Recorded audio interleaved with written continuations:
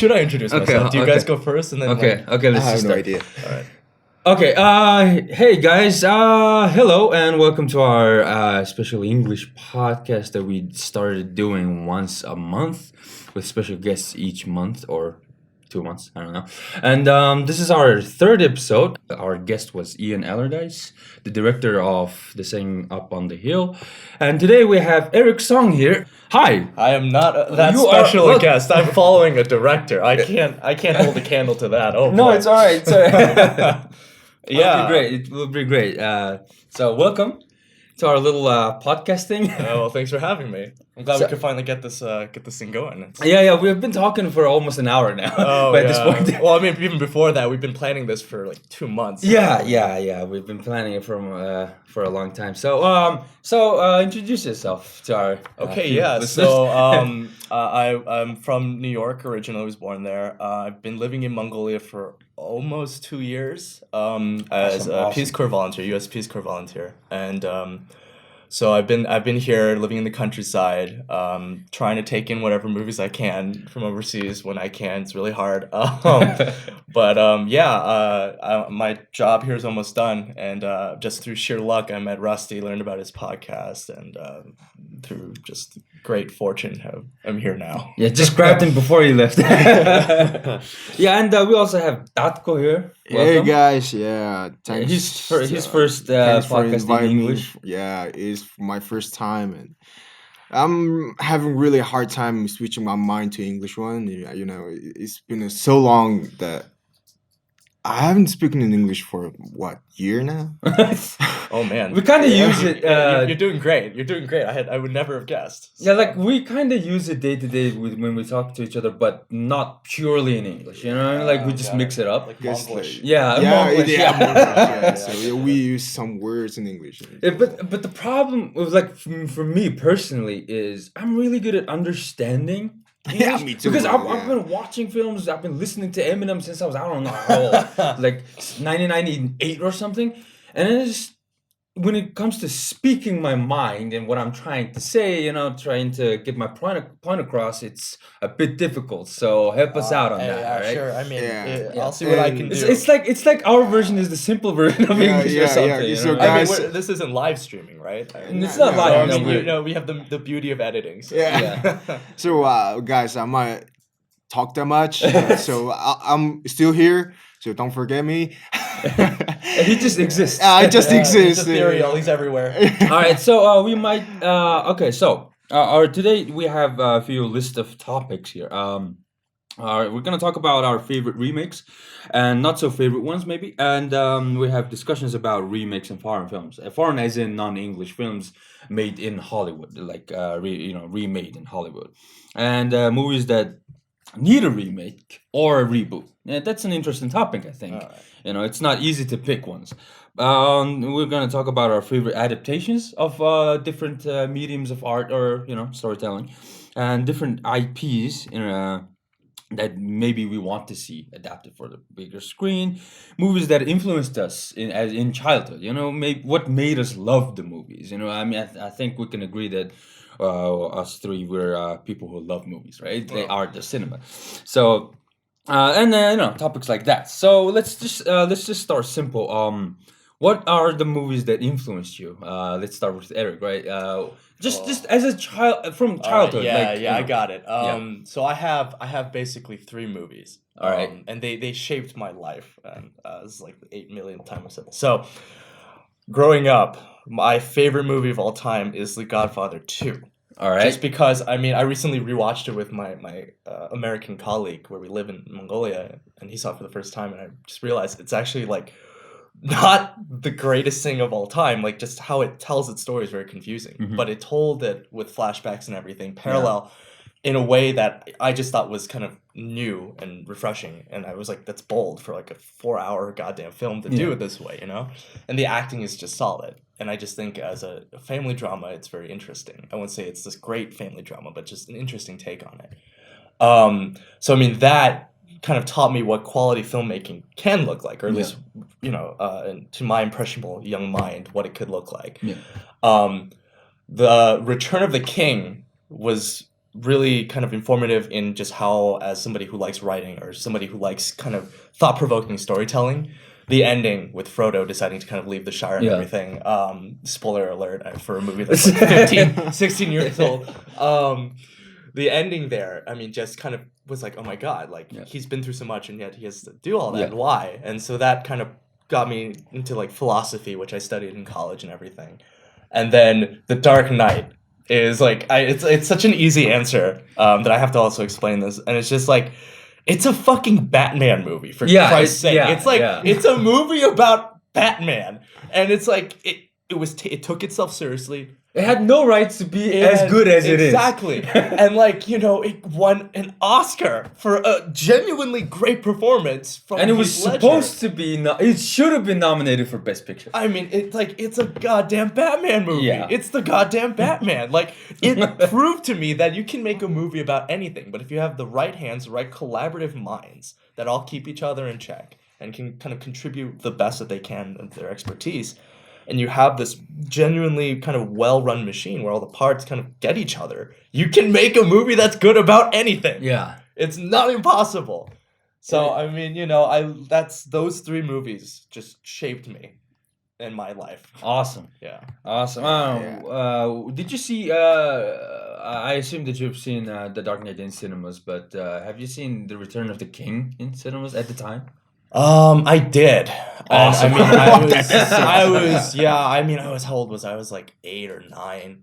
And I mean, I was at the time too young to kind of get it. Yeah. But I mean, you know, it was on TV, it was on cable. We were rewatching it years later, over and over again, every few years. And then finally, it was kind of like, I never really understood when I first saw that movie why it ended that way. I hadn't read the books. I read them after the fact when I was, you know, years later. And I was going, okay, I think I kind of get it. But yeah, watching it visually kind of unfold with that score and everything. I mean, it's just It's amazing. Yeah, I mean, it's just that it worked. Yeah.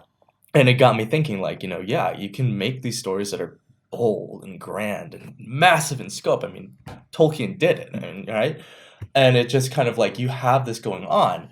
And after everything, just the sheer devotion of all these friends to each other, you know, the idea that, you know, they will remain kind of faithful and perseverant with each other despite how far they've all been separated, all of that. And then to have it end and go like, well, okay, you know, how can you live with yourself like that? That's, for me, it was not only very real, but it was immensely thought-provoking. And it was kind of getting like, well, what's the philosophy behind that? Yeah. Because that doesn't come out of nowhere, you know? Like, I think writing owes itself either to classic literature, and if you trace back far enough, you know, you have some philosophical element at its heart that you're trying to kind of unravel. Yeah. And philosophy itself would say very kind of snoodily, or very kind of like, we're so fancy, you know, fingers in the air, right? That like, the philosophy is basically just, how do we take observations of human nature and life and reduce it into these core ideas that are like can be applied to everyone. Yeah, but basically just put it in a sentence, right? Exactly. Yeah. Which as you guys have figured, I can't do that. What should take me one sentence takes me a paragraph. No, it's all right. You do the talking. Yeah. That's why you're the guest here. We ask the questions. But Dadko, what were your films that influenced your childhood? You know, since we're all talking about this idea. Yeah, I can remember like movies, but I remember cartoons and animations. Cool. Yeah, so Lion King, like Little Mermaid, like the Disney classics. You know, one movie I remember the most is I think it was what's it called? Dancing in the Rain, I guess. It was all Singing in the Rain. Singing in the Rain. Is that the musical film? Yeah, musical. Okay, Singing in the Rain. So. Yeah, because when I was little, like Mongolian show that kind of film all the time. You know, like what? Did they have Singing in the Rain on TV? I never watched it. And what else? I think like Titanic was always on. Yeah, Titanic was always on. Yeah. Yeah, it was just always. I mean on. that explains it. I just on my Facebook feed I have like all of my students, like Mongolian friends, and they're like sharing clips from the movie. Yeah, I know it was just always on. Yeah, it was always on. And as for me, it would be The Matrix. It was just mind blowing, and Michael Jackson music videos. I mean, it's not cinema, I know, but as you know, cinematic. I think it's just. especially the Thriller music. Oh, I video. mean, yeah, no, It was I just- agree 100%. Thriller, definitely. I mean, Yeah, it was it scared me storytelling. so It was. much. I mean- It looked amazing. It was terrifying. And it's exactly. I mean, entertaining, it it's- holds weight as a cinematic. I think one of the stipulations, either from Michael Jackson's side or I think from John Landis, when he directed it, was that like when MTV shows it, they show it in its entirety. Yeah. And so I think it's just I think it works. I mean, you can fact check me all. Yeah, Listen, but there's Bad too. Michael Jackson's Bad. Oh, yeah, I I think mean, Marcus Scorsese was the one who did it. really, I mean, Yeah, I don't know. I I just know that know I Scorsese. know that Landis and Michael Jackson collaborated a lot. Yeah, they The did. music video. So, but I think like definitely to cite Thriller, the music video there, that really that's legit.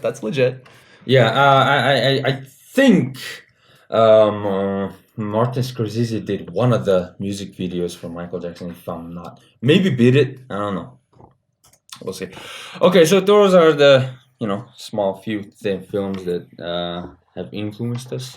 Yeah, and childhood. actually, Lord of the Rings: Two Towers was always on. I think when I was Oh, really? yeah, 'Cause, Just the second one. Just yeah, just the second one. Yeah. The first one, I watched the first one later, much later After than the first one. wow. Okay. Yes. much later than second one. Bad. The 18-minute short film, the music video was directed by Martin Scorsese. Wow. Oh, Yeah, because I watched a documentary about Bad. Mm. Yeah, when it was 25th anniversary or something. All right. Anyway, okay, so that's that, and I want to ask this random question. It's not that random, anyway.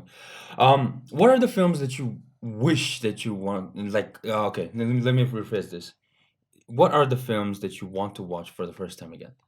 Because for me, it's Star Wars and Lord of the Rings. I don't remember when I watched it for the first time. You know what I mean? Like it was just on TV, and it just became stuck in my mind. Okay. But I just want to watch it for the first time. You know, Okay. like without knowing it. Like okay, so just generally, or Yeah. like or is this like could you go back in time and watch? No, it no, first? just generally, got it, you know. got it, all right.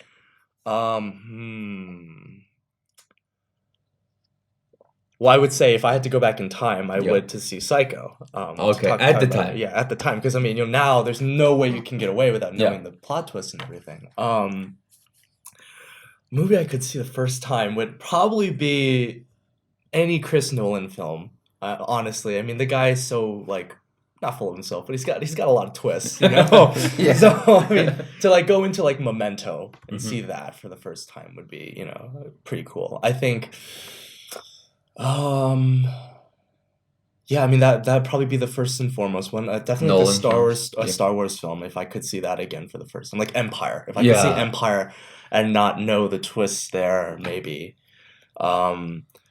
So to that end, definitely, if I had a time machine and go back Yeah, to like that would be 1980 amazing, and because see that with everybody don't- else. I don't know when we learned that Vader and Anakin was Luke's father or whatever, but there was never this twist for me. Like Yeah. that twist never existed, because I think we watched the prequels first, or I don't know what order we watched first. you Right, know what I right, mean? yeah. Like, I mean, So that- I had that luxury. Mhm. So I mean, I guess I would say a part of me wished I could go back to being a kid again. Living back in the States with my parents. We had the original trilogy on VHS, Awesome. and it was by that point it was like the first round of heavy edits that Yeah. George Lucas did. After yeah, the the fact. special versions. I think this is like there was like an intermittent step between that. Okay. So like Return of the Jedi didn't have the horrendous like CGI. Yeah. at Jabba's palace. Yeah, right? Yeah. That was Like, horrible. and even then, that one, my dad lost the original Return of the Jedi VHS, so Yeah. he got a blank tape and recorded it Yeah. from TV broadcast Okay. on this VHS. So it was like this like bootleg kind of thing. I loved it. But yeah, I mean, my dad kept teasing me when we were watching Empire for the first time when I was like 6 or 7, and he's like, "Yeah, Eric, wait for it," and I was like, "What's going on?" And then I was like, "Wait, it's his dad." And so I mean, if I could definitely, I would go back to being a kid, watching it with my dad, and seeing that for the first time, and then we ran right through. We did the entire trilogy in like 6 hours, That and would then be great. talking about how like Vader redeemed himself Yeah. and all that, and my dad bringing I would do that definitely. Yeah. For me, I forgot to mention one film was Terminator 2. It was one of yeah. my My all-time God, favorites, yeah. and I have no idea how many times I watched it. Yeah. It was just amazing. And I think it resonated with me too when I was a kid because a kid was one of the main characters. I think it helped. And I watched Also. first Terminator, Okay, when I was like in my 20s. Actually, Wow, like okay. it was like Yeah, so I bizarre. think it's It was so probably the bizarre. same for me too. Yeah. Probably. Yeah. Yeah. Because it was so bizarre. Because like a Terminator, like Arnold Schwarzenegger Yeah, is the bad guy. He's the It villain, is yeah. just blew my mind. Yeah, kind of- What is definitely- happening? exactly, It's more Yeah, like the yeah. Alien series because the first one is kind of like a horror film. It plays kind of like a horror film. Oh, yeah. Not totally, but kind of like a horror film. And then the second one is just action. Well, I think because I mean there was this very famous lawsuit regarding the first Terminator. This short story author, I can't remember his name, wrote I think a story called like The Soldier, and it was basically the Kyle Reese stuff. Oh, okay. And he's like going back in time, and it's like all of that, and he was like he sued James Cameron and company for saying like you guys basically ripped off. Yeah. And I mean whether or not it's true, debatable. Yeah. But I mean Terminator T2 Yeah. with Judgment Day. I mean the guy or no Judgment Day's the third one, right? Judgment Day is the second one. Oh, Judgment Day is the second. Okay. Yeah, it is. T2 is Judgment Day. Oh. The third one is, I think, is Rise of the Machines. Yeah. Oh, we don't talk about the third. Yeah. Yeah. But I mean, with the second one though, James Cameron just kind of went ham. That was like something that he just conceived of. He wasn't ripping anything off. I mean, Kyle Reese is out of the picture, so that whole element of the soldier being running from this machine like that is not really the fabric of T2. Yeah. So I mean, that's why it has that potency. But that is another film too. Like my dad and I, we watched the first two. Mm-hmm. And he kind of instilled in me from an early on this kind of like I have this hardcore admiration for especially if they're written well, but especially portrayed well, like really strong physically, but like emotionally, intellectually strong female characters. My dad kind of instilled that in me. He was like, look at this transformation that Linda Hamilton goes through as Sarah Connor. Like, she goes from this victim that survives, but then she becomes through just various circumstances just so hardened, physically strong. Like that's mentally, right? Yeah, exactly. Just mentally hardened and toughened up and everything. Like it just works. Yeah. And it's one example. It's not the only way that it can be done. But I mean, just watching that for the first time, kind of in order. Yeah. I also was confused as sin. I was like, wait, what? Why is I was like 8 or 9. Didn't quite get it. I was like, okay, I think I get it, but I had to watch it, 2, 3, 4 years later to go, okay, all right, I understand now. But yeah, definitely, I would watch that again first time. Yeah, that would be great. Yeah, Okay, so what are our favorite remakes?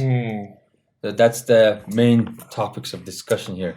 Let's see. So, looking at it long term, I guess first and foremost, I would say John Carpenter's The Thing. Is a remake of a 50s film called The Thing from Outer Space, I think. And that one is just so dark. I mean, it's physically dark. The movie it's in the Arctic dead of winter, pitch black. The Thing is just physically dark, but it's also tonally really dark too. And that's a great departure from obviously black and white films that had those 50s limitations and what they could say. Yeah. And the kind of the metaphors and the messaging of those 50s films was a little more black and white. Yeah. I mean, Yeah. And you have a little more nuance with the 80s, the most intense, excessive generation of our time. Yeah. So I would say The Thing is definitely my go-to when I think about that question. I think Ocean's 11, Steven Soderbergh's version, is like a far and away huge step up from the original 60s Rat Pack one with Frank Sinatra. I mean, that original film doesn't really have a story, you know what I mean? Like, it's just kind of like Frank and Dean Martin and like Sammy just screwing around, and they're like, oh, we're gonna have a bit of a story behind it. The Soderbergh's version is amazing. Exactly. Soderbergh's version is so great because it creates this like world Yeah. And like, the sequels get a lot of flack, but I love that they have this whole lore behind like this playbook that they have. Yeah. Like it's a lived-in world, you know what I mean? Yeah. The characters are just like, oh, we're gonna do like a Shirley Temple or something, or like a Maya Angelou, and they all know it, and like just the jokes are a little more sophisticated. The Soderbergh version influenced me so much growing up, and I took my the identity of yes, it. of My course. name comes from the Brad Pitt's character. It's just that's great. Yeah, I love it. Scarface. They say. I mean, I haven't watched the earlier version of it. Right. But the Brian De Palma version. Right. Yeah. It's amazing. I think that Scarface is, for better and for worse, a good kind of criteria to jump in, because I have a whole like breakdown of what I think constitutes or makes a good remake. Okay. I think first and foremost, it shouldn't just be a literal remake of something. Yeah. It shouldn't be a plot beat to beat remake, shot for shot remake. And, Example: Beauty and the Beast. I mean, I would say maybe that's an adaptation. You're just adapting something from. I mean, they're making it themselves. Is it remake or an adaptation? I think with my criteria, I think it's more adaptation. I'm giving them I think I have a really good trilogy. But I didn't watch the original one, but the Planet of the Apes is great. Yes. Exactly. So I mean, it's not a beat for beat remake like the 1998 Psycho was, the Gus Van Sant version. And he very famously afterwards said, "I made it so nobody else will ever do it." Yeah. So first, a remake should not be a literal remake. Yeah. It should have some time pass between what you're remaking and when you're doing it again, so that it can have a different kind of commentary on society. We kind of talked about an audience too. Yeah. And the audience has changed, the culture has changed. And I think if you have those kind of things are very important. Yeah. I think that it gives a lot of room for interpretation on part of the film, but I think it also kind of, keeps remakes sort of grounded. Yeah. I would say that the new Planet of the Apes definitely, that trilogy definitely fits a solid remake, because when the first one came out, my dad and we left the theater and we're debating for like 10 minutes how it tied into the Chuck Heston one, because my dad loves the Chuck Heston one, the original ones. Yeah.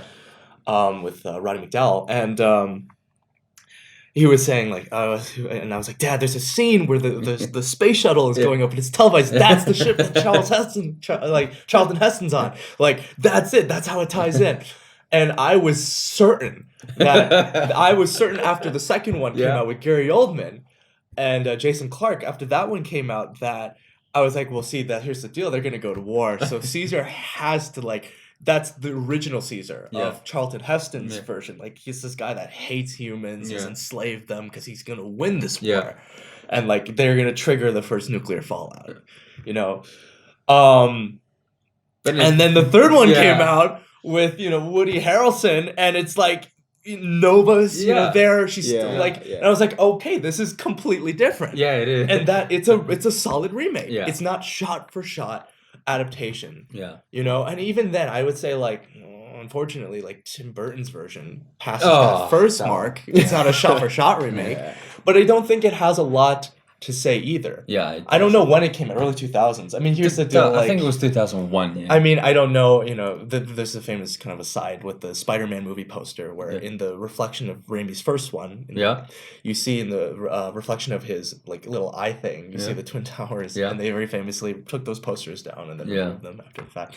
But it's like the Planet of the Apes one, I don't know if it was filming before, during 9/11, if the movie even came out before 9/11, but I think if it had come out a little later and it had some kind of post 9/11 thing to say, I think that would have made it a little bit better. But I think beyond that, the thing is, it doesn't have that substance. There's not a lot of that cultural critique. There's, just the idea of these assumptions you make about just the hubris of man, like, it had to have been another planet, right? Yeah. That's the Charlton Heston one. He was just so arrogant to think that, like, we went into the future. It had to have been like some other planet or something happened. I remember the Tim Burton version of it. It was just so weird when I was a kid. Actually, I watched it so many times. I didn't understand anything at the time. And then in the end, there's Lincoln statue with. Well, here's with its the ape thing that's and its- insane. The insane thing about it though is that's actually closer in line to the ending of the original novel of Planet of the Apes. Is it? Yeah, the original novel ends with him coming back to his present, Yeah. and he's checking into work. Yeah. And the guy at the ticketing Yeah. office is like, okay, let me see your ID, and it's an ape, and like that's the Oh. story, and like it ends that Okay. way, and he just realizes, oh my Well, god, that's still better than an ape link. But I mean, so it's like the irony of all ironies is that the ending is more in line with the actual cut and dry ending of the original source material. But Okay. Charlton Heston's one, the '60s version, has such that emotional weight Yeah. of the ending. That Yeah, it's like that yeah, iconic yeah. imagery Yeah. that withstands the test of time and becomes like subject of parody and Yeah. lampooning. I mean, you've got something immortalized when like, it is iconic. it right? is I when it's didn't made watch fun it, of but I know the and ending. recreated, Yeah. and you go, okay, I know what that's referencing. Yeah. I mean, so that definitely, I mean, just Planet of the Apes, the new one, the Andy Serkis one, definitely serves as a solid fits my criteria remake because it just defied my expectations and it departed. You know, it had Talking that- about Departed. well, I mean, I don't know if we want to get into that just yet. But, I didn't know that Departed was remake. yeah, it is. I mean, here's the deal. I mean, it's gonna blow your mind. Maybe is that Infernal Affairs, the original Hong Kong film. There's like 3 sequels. Yeah. It's a Whoa. trilogy. Yeah. I think Oh, it is a Hong Kong movie. Yeah, it is. Oh, original. Oh, And I mean, the thing is, I that love Infernal Affairs, but I haven't watched the sequels. But I watched the first I one. think I haven't. They're that always happens. Like Psycho, for example, had the Hitchcock one had like 3 or 4 sequels, and they kept the original Norman Bates guy. Yeah. So I mean, it's just kind of whose name escapes me at this moment, which is sad. But I mean, the Infernal Affairs works because it's kind of these films, especially overseas films, are up to so much interpretation. Yeah. If it's a metaphor for the release of Hong Kong as a territory from the British. Yeah. I mean, it came out in like the late 90s, early 2000s. Yeah. Whether Just that's a few years after that. yeah, exactly. If it's like a metaphor for that, I mean, you have all these things you can kind of read into, attitudes about how Hong Kong feels about its own sovereignty with mainland China. I mean, there's all this stuff you can kind of read into it. But I mean, the sequels, they're not as good, kind of basically break down the characters. Yeah. The guys that, the 2 dudes, and it's like one's a prequel, one's a sequel. It's Well, the other one's a prequel? I think one of them is, right? Oh, okay. I haven't watched it. Yeah. I think the Second third one. one. I think the third one is a prequel to okay. The Cop. Yeah, Oh, okay. something. I'm not positive. I all I remember is the first one, and then the Yeah, Departed. The Departed came out, and that one works. Yeah, it does. That one works because I mean, there's less of a commentary on like Obama era Mhm. America. But it's just like the environment changed in such a way Mhm. that it worked. Where like you have Mark Wahlberg who's like Boston cranked up to like 12, and even like Alec Baldwin's there, like it's just it just kind of it works. Yeah, I mean, that one is also kind of an interesting remake because it kind of it does start to challenge a little bit of my few and far between kind of foundational pulls of what defines a good remake, because beyond the story, which at its heart is literally just taken from Infernal Affairs, there isn't a lot of added substance to it. It's basically, like the iconic shot where the captain, basically sacrifices himself to protect the cover and gets thrown out onto the car. That's like a shot lifted from Infernal Affairs. But I mean, there's not a lot of this extra commentary. I mean, there's no like war on terror backstory about like, or anything like that, or there's not this like really intense delving into Jack Nicholson's Irish mob stuff. I mean, but then again, in Infernal Affairs, there wasn't a lot of that either. Yeah. So I mean, but I don't know what made it work. Like, what made the film so beloved, so much, so award nodded, so award winning. I think the cast and the dialogue has a lot to do with it. I think that might also be it. I mean, it's just the writing is amazing in this one. I think it actually won adapted screenplay. The writing is great. I mean, the story itself is the same with Infernal Affairs, but the dialogues, the writing, it was great, and the execution of it, the actors. I think certainly the execution makes it work. So I guess my question then for myself more than anything else is just when we take into account foreign films that are remade for a Western audience, does it hold itself to a slightly different criteria? I wonder. I don't know. Because then you look at, if we're going to commit fully to answering the question about foreign films, then I have a lot to say about Oldboy that was remade by, Spike Lee, who's a great filmmaker in his own right. I mean, Black Klansman is one of my favorite films of the year. I haven't seen Sorry to Bother You, which is kind of similar to very Black-centric, commentary about contemporary race relations. But, I mean, Spike Lee's still got it. I mean, She's Gotta Have It is a good film. It's made into, I think, a pretty decent web series, which I haven't watched, but I'm digressing. So, I mean, like, Oldboy, the original, which itself was an adaptation by a Korean filmmaker. Yeah, Bong Joon-ho, right? Right? Bong Joon-ho, yeah. And with Choi Min-sik is the lead. And it was an adaptation of a Japanese manga, which very loose adaptation. Only thing they basically lifted was this guy is just like locked away for a long time, and he's trying to just figure out why. I think it goes without saying, because I mean, the Korean Oldboy, which basically blew up Korean cinema in this on a global scene, came out in the early 2000s, and I think that was very much retroactively an intense commentary on Korean society and a lot of changing things and changing methods of expression that was going on there at the time. After years of not being able to express oneself, after years of a lot of heavy censorship, to have that lifted, I think definitely was a very one-to-one metaphor for our main character's imprisonment. And the subsequent violence and the revenge stuff that a lot of Korean films are known for now, I think was very much just the Korean sentiment of how do we feel after years of not being able to express ourselves, suddenly being able to. Artistic explosion. Yes, definitely. Then you fast forward to 2013, when the Spike Lee one came out, and it's like, it's not a terrible film in its own right, but it doesn't really offer anything new. And I think, for example, he was locked up during the events of 9/11. I was talking about that before with like Tim Burton. That is definitely a film that could benefit from a pre-9/11, post-9/11. And it's like, how does society change? I think they were hung up too much, and the writer and everything was hung up too much on trying to just alter the twists so that it's different. To kind of justify the existence of this remake. But that's just not enough. You need to have this organically different context in this to make those altered twists make sense. And I mean, I don't know how you could tie it into social like attitudes, but definitely you can make a compelling Western style metaphor for being locked away for like 15 years, where you have pre 9/11, post 9/11, and you're you're watching all of this happen. You're watching the change in media and how news is presented and all of that. I mean, you have these things that could definitely, it still borrows heavily from sequences in the Korean film, but it has this Western context that justifies having a story kind of remade for a Western audience.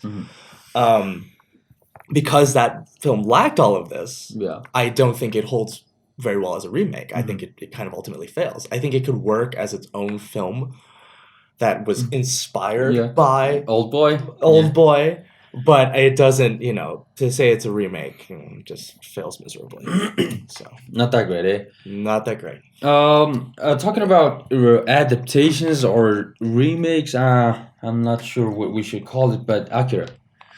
It's one of my all-time favorite animes, not just as an anime, but just a film, right?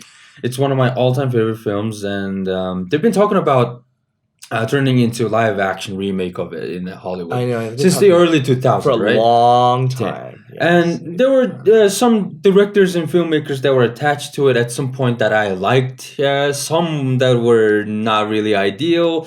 Like George Miller was attached at some point. Christopher Nolan was talked about. Oh, that would have been nuts. There was Justin Lin, and there Jordan Peele was offered the role, but he passed on it. But now, officially, Taika Waititi is in talks to make it. No way! Wow, that is one hell of a list. That's incredible. On the one hand, I'm pleased because I mean, as I'm Korean, ethnically Korean American. My parents grew up in Japan, and so they have this very, we talk about that alone for hours, but they grew up with this kind of multicultural thing, Yeah. Korean culture, American culture, Japanese culture. So I have this intense affinity from like a bystander's perspective for anime, and seeing it kind of have that crossover appeal, definitely in America, is like a huge plus for me. You know, we get a lot of like the communities get a lot of flack online, and they've become like subject of memes, and that's all fine too. But like just the fact is there is this appeal, and it's rising. That's great. I think. I mean, it's wonderful to see all these filmmakers like were offered this. Yeah. I like to think at least it means that they know Akira and are at least fans enough to kind of hopefully right. That's really great. I know DiCaprio was in talks for a while to finance it and maybe star in it.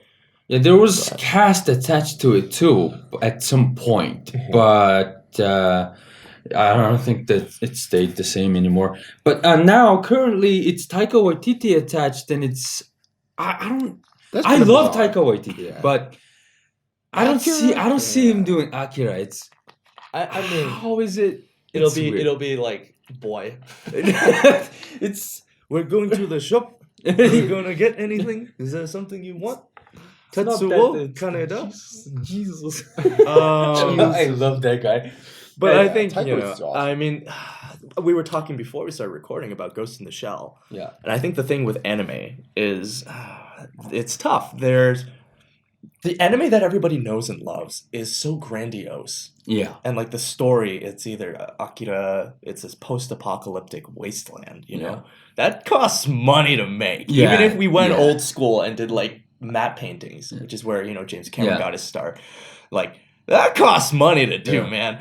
And then the other thing is also, the issue that Ghost in the Shell kind of raised was like, the draw. Is there a lot of that going on? I mean, oh God, I can see it now. They're going to change the names to like Tyler and Chris, Yeah, there was a lot of talk about, Kaneda and Akira, Kaneda and what was the other? Tetsuo. That's Tetsuo. Yeah, their names was not going to be changed, and they were looking for Asian. Okay, actors. that changes things. That's good. And so Taika Waititi said that he expressed his interest in casting untapped teenage talent, and also he intends to keep the ethnicity of the characters intact. Good. I mean, I mean, definitely Taika is in a position to do that. I mean, a lot of his films deal with like ethnic Aborigine New Zealanders. I mean, Boyd deals with that. His film Hunt for the Wilder People deals with that too. To a lesser extent, What We Do in the Shadows kind of deals with that too. I think it serves kind of as like the vampires metaphor. Metaphor. Alienation. But I mean,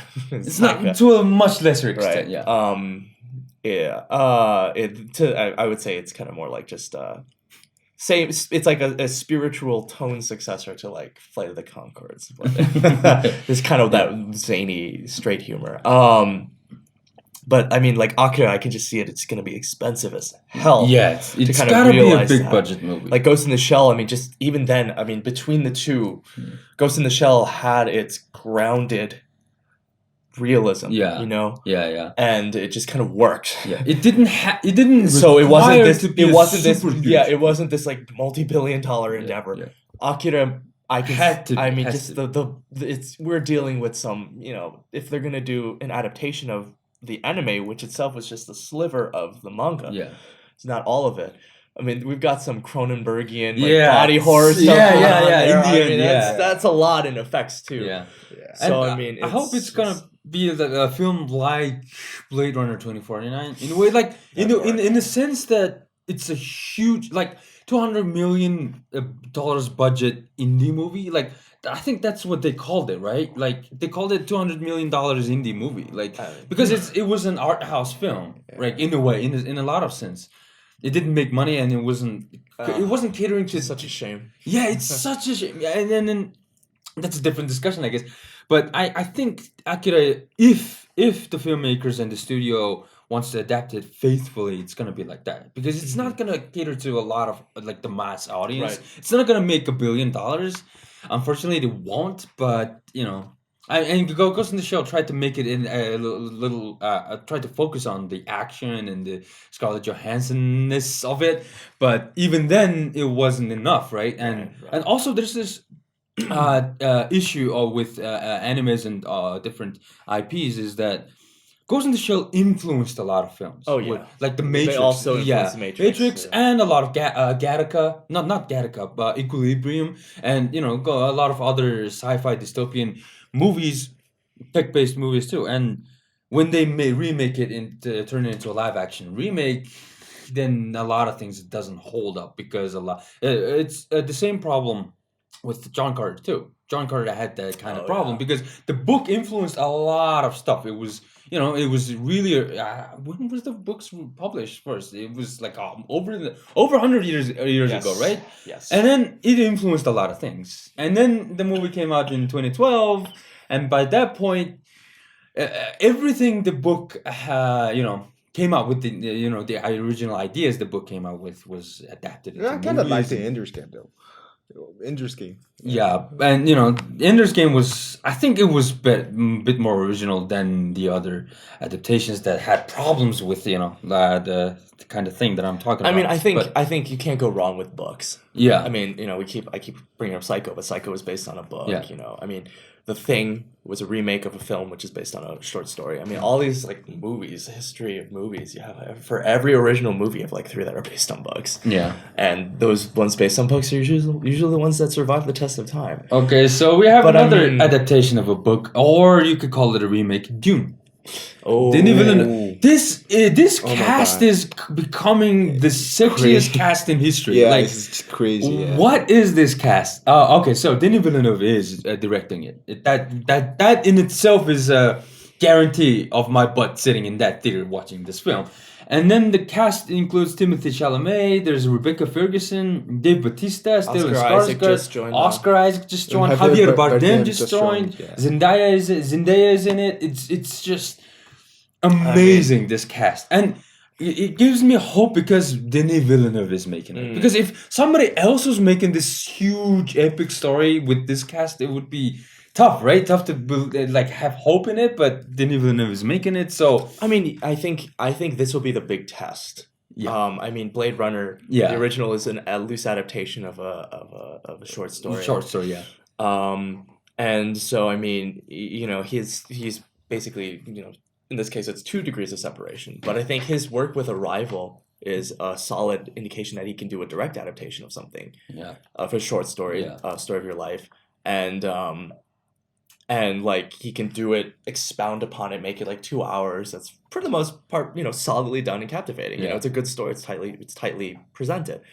I mean, David Lynch made it. He made it. Definitely made it. I just. But it's called classic, right? Is it? Yeah, I think it's a cult classic, right? Called following it. I don't know. I don't think it's a classic. No, I think it's a cult classic. I think it definitely has some fans, right? I mean, that was that kicked off the era of Kyle MacLachlan choosing some weird roles.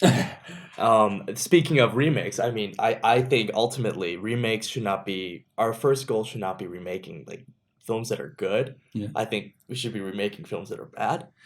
And make a better version of it. Yeah, I give it a go. Oceans.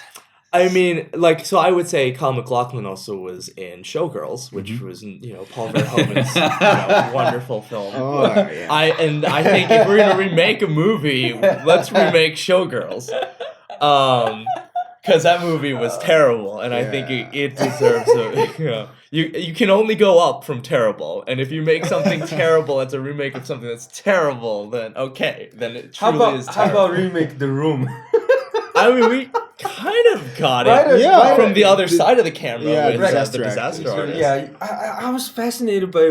I mean, everybody is fascinated by The Room, right? But I kind of want to see it as a stage play.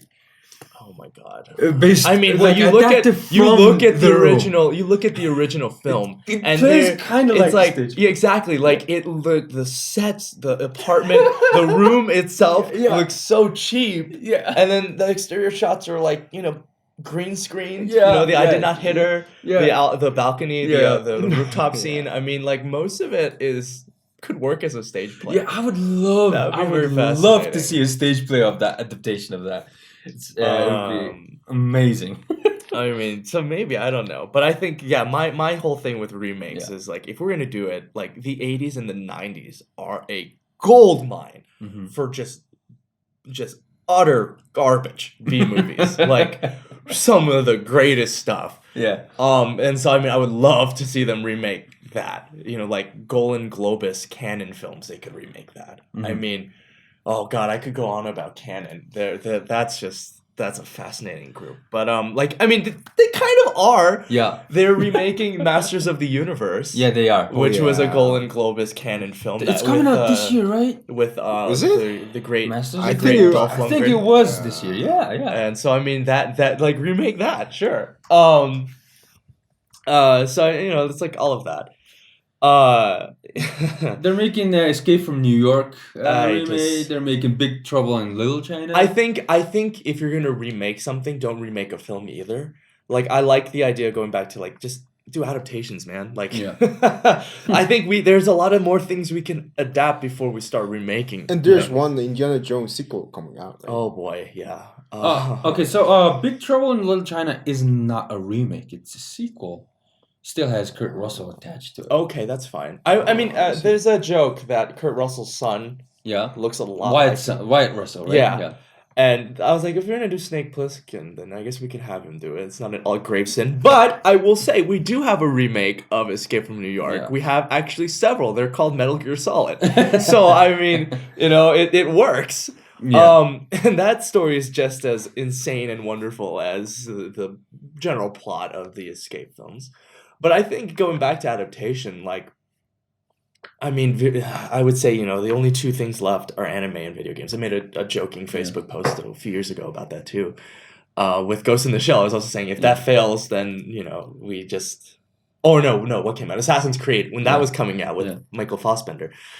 I was like, okay, well, if this fails, then we just have anime to steal from. Lo and behold, we did with Ghost in the Shell. And that Okay, didn't talking about video games like Assassin's Creed and Metal Gear Solid. What are your favorite video games that you want to be turned into? I would Because they just- haven't been great. Just films, yeah, yeah. exactly. Like I mean, Tomb Raider, the one that was based on the rebooted Yeah. game, with Alicia Vikander. I mean, that wasn't bad. Yeah. It was just serviceable. Okay.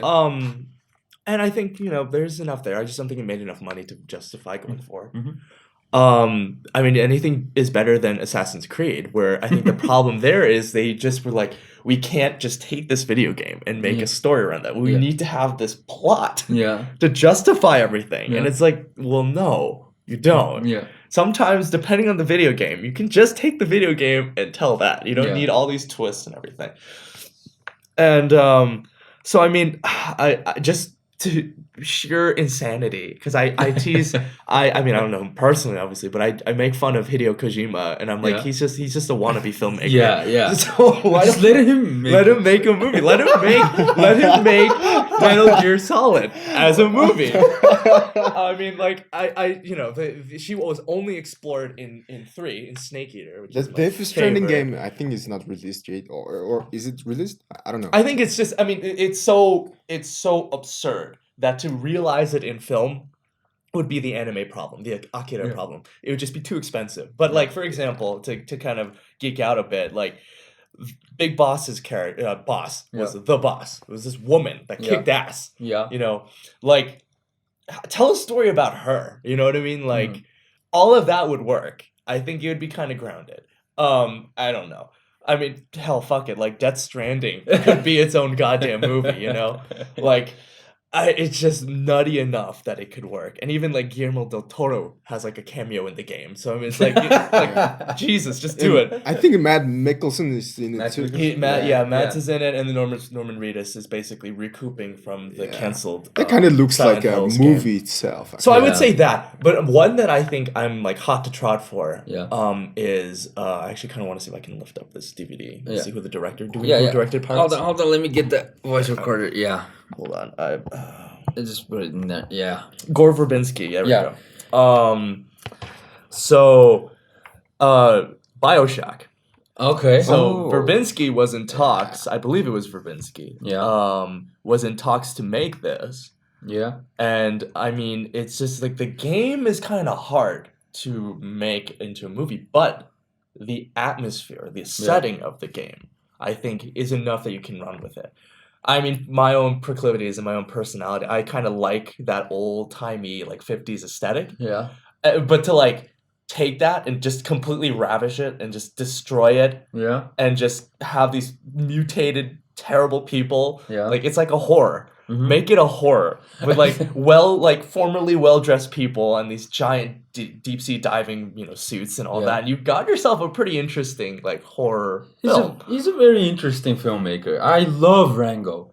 I love it. I love it. But then there's Cure for Wellness. It's kind of It weird. was fine.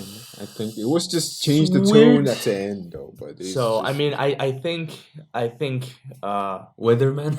yeah. So I don't know. I mean, I just think I just had the idea in my head Yeah, like a few it weeks was ago where it's like, what if we had like Leo DiCaprio as kind of the villain and then Ryan Gosling is like the tertiary protagonist? Yeah. And, like, what if the film actually was in mechanics an adaptation of the game? Because the BioShock game is first person, Mhm. whereas Assassin's Creed is third person. Yeah.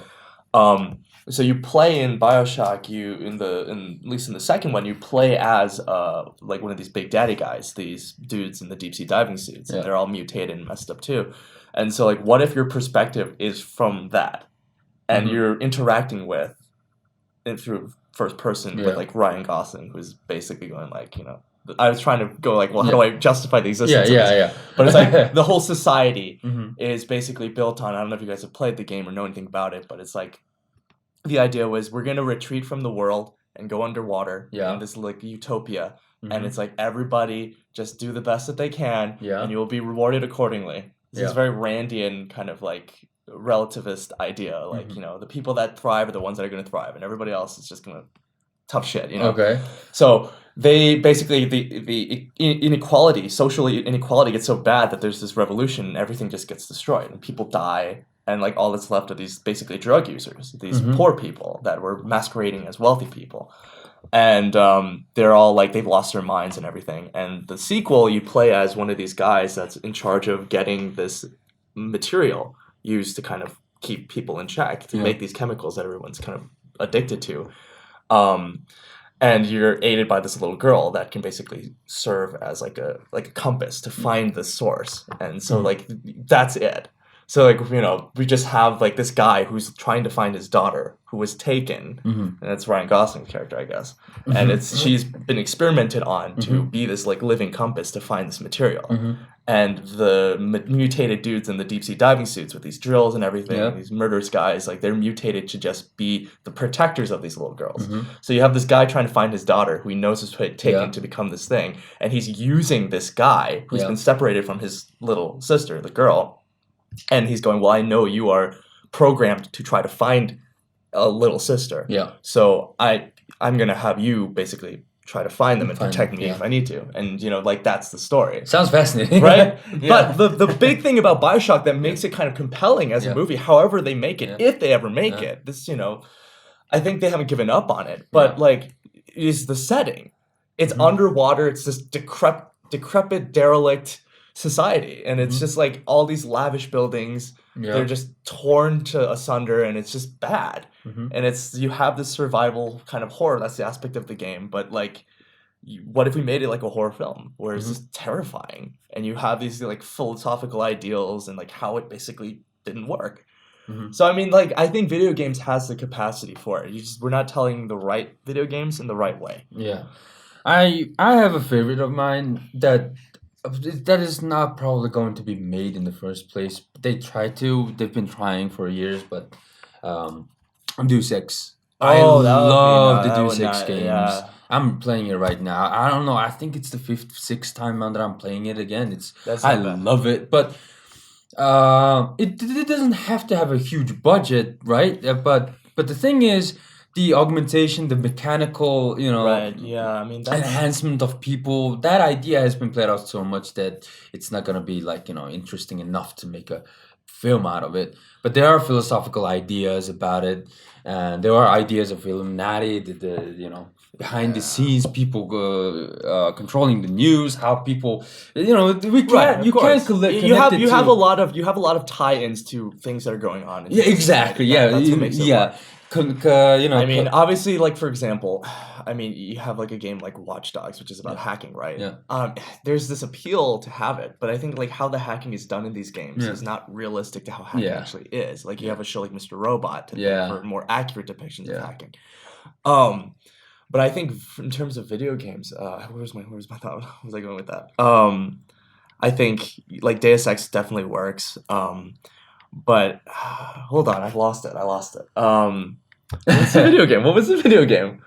I don't know. Like, I think, for example, different point than what I was originally going to make, but like, if you told the Resident Evil stories according to the actual games, I think that might account for a better film than the series that we've got. Yeah, the first one was kind of, like much better than the I'm a sequel. huge fan of Resident Evil 4, which is where Leon Kennedy has to basically save the president's daughter from this like northern Spanish village that's been taken over. I think that's a cool story. It's simplistic enough. It still you still have the zombie aspects of it, and it's a simple story of this government guy who's been tasked with finding somebody and getting them out alive. Yeah, it's like your escape from New York, but in northern Spain. Story matters, like Logan. There's an example of Logan, right? Okay, it's amazing because it's a simple story. It's actually a very simple story, right? There are a lot of influences and ideas of mutants and everything, but the core story is really simple, right? I really wanted them to make a Warcraft movie, and they did, and they failed, and that was, It was just big. I don't know what happened there. That's a Big, weird. because the mythology behind the Warcraft is so big and it's so It's awesome. awesome. Yeah, it is but awesome. I mean, it's should've very been massive, and it's one of those things. That's not a community I'm part of. I know very well, but I mean, it seems like a lot of it is like The mythology is contributions amazing. too. Like the Yeah. players also build on the lore as well. Which is great, but I think it also makes it very challenging because you can make a fucking 3-day long movie about all of that. Just scratch the surface. I remember. So there's a company called Quantic Dream, run by a guy named David Cage. They make video games, and the thing is, they're all known for their cinematic quality. So the most famous game of his is one called Heavy Rain. Okay. And it's kind of this noir story. It's like with their choices, right? You make all these choices. You have basically 3 characters, a young woman trying to do things and investigate this story on her own. You have this private investigator, and then 4 characters: an FBI agent who's a drug addict, and then a father whose son goes missing by the serial killer, who is basically telling the father, like, you have to do all these self-harming things in order to get your son back. And it's like you have all these choices, and the game is kind of cool in that, like, the characters, if you mess up, you can die, and you can't continue with that story. So the ending will change. Okay. And I know that they've been trying to make that a movie. And I think David Cage's, I was about to say films, David Cage's games lend themselves already by virtue of just how they're played, the mechanics of it, to making it kind of a movie. He very recently came out with a game called Detroit, which is about, like, it's like Blade Runner, but set in Detroit. Okay. And it's like you have these humanoid, these androids that, look human, and you can't tell, and there's a lot of discrimination with that. And I mean, there's some fascinating stuff there. And you have your kind of Roy Batty character. One of them is this, like, rejected android who basically, like, somehow survives being deactivated, and he's trying to start a revolution with these androids. And so it's like you have a lot of stuff going on there. Yeah. So it's just very, it's all very cinematic. And so I think that is a good place to start. You can't go wrong with something that's already kind of attuned to look like a movie. I heard. Yeah, and Life is Strange is is quite good. I heard. I haven't played it, but I heard The Last of Us PlayStation 3 game. I heard it's amazing. Yeah. I mean, I know they're making an Uncharted movie with Tom Holland, starting Tom Nathan. Holland. Yeah, Uncharted. You played Uncharted, right? Once. I think the first one and the second one. I mean, those Naughty Dog games they're not bad. They're making a Witcher series. But Yeah. it's a Yeah, book. Netflix But it series. is a book originally. Yes, so, yeah. So I mean, The Last of Us would definitely, I think, work as a movie. I mean, if nothing else, I think it would work as, like, different characters in that world. I mean, the thing that makes that game so compelling and I don't know. I mean, the sequel hasn't come out yet, but there's a lot of hype around that too. Is just, I mean, the dynamic between The main two characters. yeah, Joel and Elle, Ellen and Page. and Ellen Page? Yeah, the girls kind of she looks like Oh, yeah, okay. and I mean, it just like it's kind of heartbreaking. I guess the game itself lends itself pretty well to a movie because I mean, you have this character stuff, and the gameplay is just a backdrop about like humanity losing its mind in the wake of this thing. You know, a lot of that, those stories have been told to death too. But I think, you know, if you tell it right, the game kind of worked because of the story. I think. I don't know. One film I forgot to mention was Alita Oh, Battle Angels coming out yeah. next week as we're recording. Yeah. I heard a lot of mixed feelings about it. Really? Critics, some people have loved it, and some are not so much. All I'd heard was early reviews were quite positive. But okay, There are people. A lot of critics are divided over it. The opinions, and it seems like the people who watch more animes and read more mangas are loving it, and the critics who are not so much into that are not really well receiving the film. That's fair. That's what I got from the reactions. I mean, it's like, okay, I think, for example, you can't go wrong if somebody knows the material. So, like, Robert Rodriguez and Quentin Tarantino, they're like buddies, And they definitely strike me as that auteur kind of crowd where, like, Robert Rodriguez kind of has, like, dabbled in anime and knows it, or must have come from a place of love and adoration for him to step up and take the project off of James Cameron's hands. But I think, for example, like, you can go real bad with a movie done out by a studio that doesn't know what they're doing, like the original Super Mario Brothers movie. Oh my god, that was done by people that didn't know the games. And I mean, I have mixed feelings about Illumination as a company, but I mean, their animation quality is not bad. I know they're making an animated film that Nintendo finally said okay. But I mean, that's just it. Like, you have all these situations where if you have somebody that definitely doesn't know the source material, then you're kind of doomed from the start. It doesn't matter how you write it.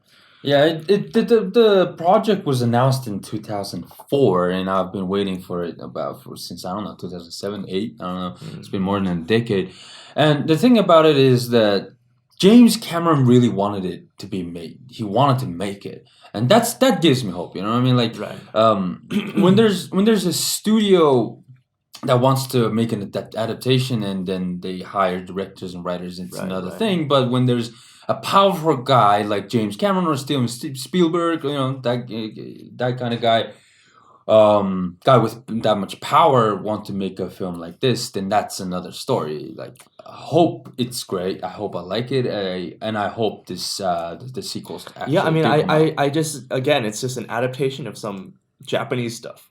So I mean, I want it to do well for the sake of more of that crossover. Exactly. I mean, so going back to video games, like, I made a joke with all of the live action Disney stuff that they're remaking or adapting, what have you. We have a Lion King on the way, Aladdin on the way, Dumbo on the way, and then Beauty and the Beast and Cinderella have already been done.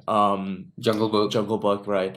I mean, with all of that, I was joking that they should do a live action film of Kingdom Hearts, which recently just released its 3rd installment. I mean, I love that game because its story is just utter batshit. But the thing that's so great about it is just on its surface, it's taking Western animation and Eastern animation characters, and it's just taking some of the kind of tropes, writing tropes of Japanese storytelling, and merging it into something, this massive clusterfuck that just tugs at your heartstrings when you're a kid growing up playing those games.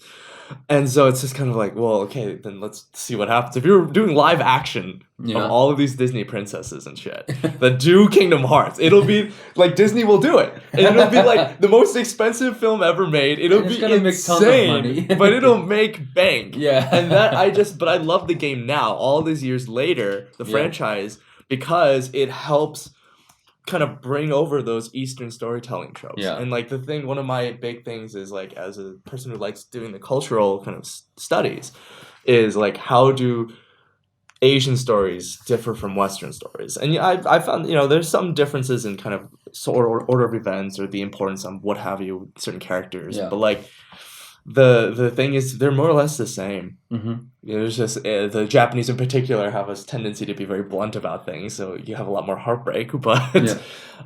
I mean, I think that's like perfect. You have this like they're anime styled. It's a video game. It's adapted. We're done. Talking about stories that mix Eastern and Western storytelling and our culture and everything. Avatar: The Last Airbender. Oh boy, there we go. I love it. We love it. The Legend of Korra is too. We love Yeah, Legend yeah. of Korra too. And we're not gonna talk about the M. Night Shyamalan version of it, but Does not exist. The original Yeah. Cloud guy. creators of the show, the world, the characters, Brian Konietzko and Michael Di Martino. These guys are making the Netflix adaptation themselves, a series, live action series. And that, what are your thoughts about it? Are you a fan of the Oh, original? I mean, or- I didn't keep up with it when it first aired. I liked it a lot when it first aired, but I just was unable to keep up with it. I actually recently watched it to completion the first time here in Mongolia last summer. Okay. I loved it. It was great. The arcs were organic. I think the problem with the story is it's so inherently like there is a time element to it. Yeah. But with all of the character development needed to get from this place to that place by the end of this date, Yeah. there's no way you can do it in a film. Yeah, one film that's impossible. I mean, I think Shyamalan knew this, Mm-hmm. and when he planned it out, was hoping that his Could- his name would have enough draw and weight that it would make money to justify sequels. Yeah. But I think you shouldn't gamble with a story like that. That is so dependent on this narrative where character growth and development is also really important. Yeah. It needs to be gradual and organic. Yeah. And so I think making it a show works. Yeah. I mean, And off the Netflix has bat, tons of money. off the bat, it's better to make something like that a show than a movie where you're like, well, hold the phone, folks. We're going to need like 4 other films to get everybody to thoroughly developed and grown to the point where they need to be. So, I mean, yeah, I'm all for that. And I also have it's- natural hesitation because they just got it so right the first time. I don't know. If we But can tell I them. have so much hope because it's the creators themselves That's that are true. making it. So they know what they're doing, right? I mean, they haven't made live action stories yet that we have seen. That's a bit of a complete. Yeah, but I think it's gonna be great. I hope it's good. But I mean, definitely that's a great example of a middle ground between like East and West. Yeah. I mean, like anime, hell, you can do like, I wouldn't say remake in the same medium, Yeah. but you can adapt, like anime films into live action. Like I haven't seen it, but I've heard wonderful things about it. It was nominated for the Oscar for Best Animated Feature. I have to see Into the Spider-Verse. I think that's the favorite. I think that's the favorite to win. Holy shit! But You haven't seen it yet? No, I haven't. There's Oh a my film from Japan called Mirai Mirai, no Mirai, and the story is simple enough that I think you could do a live action adaptation. It wouldn't cost too much. And the premise is this young baby, this little boy, basically, gets really jealous when the parents welcome a baby sister, and so he gets so jealous that he leaves home, and this rejected being says oh, it sucks, doesn't it?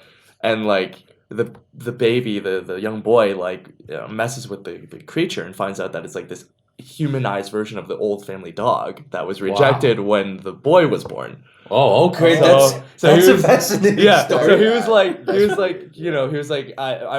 y'all rejected me when you came along, and now you're being rejected by this, so it sucks. So he gets sent into the future where he meets this teenage girl, and it's the sister grown up. Wow. And then they go okay. back in time and meet their grandfather when he was young. It's this Okay, we have to watch this. Yeah, we have to watch they're this. Really fucking with interesting. time, and it's just great. And it's I like the story. I haven't seen it yet, and I mean the animation looks really beautiful and everything. But the story at its heart is not too complicated. It's pretty grounded that you can do it.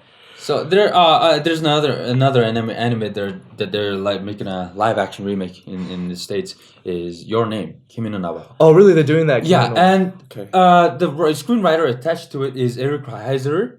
He wrote Arrival and Lights Out, and also The Thing, the remake of it, and Bird Box. It's interesting. I mean, yeah. He's an Oscar-nominated writer, so you know, Arrival was great. So. Oh my god, Your Name was so awesome. I watched. I haven't watched it yet. Yeah, I watched it straight.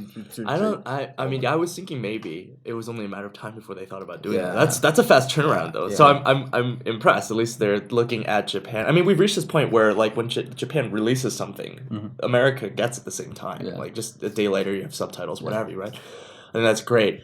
I think if we're gonna be a little more bold, this will never happen because he would say over my dead body, which tragically maybe sooner than later because he works himself to death. Is a Hayao Miyazaki film. I am a huge fan of Howl's Moving Castle, which itself is an adaptation of a British short story, a British novel of the same name.